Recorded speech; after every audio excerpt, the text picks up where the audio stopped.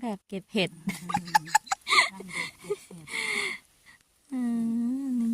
นี่ขอนั่งแบบด้วยต้นสวยๆเหลืองๆ